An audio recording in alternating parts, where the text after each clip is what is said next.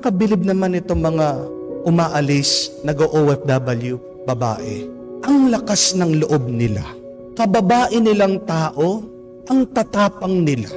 Lalong-lalo na pag nasa ibang bansa ka, walang kasiguraduhan. Di po ba? Hindi mo alam kung sino magiging amo mo, kung mabait ba yan o abusado. Hindi mo rin alam kung ano mangyayari sa'yo doon. Baka lokohin ka, baka kidnapin ka, baka i-rape ka.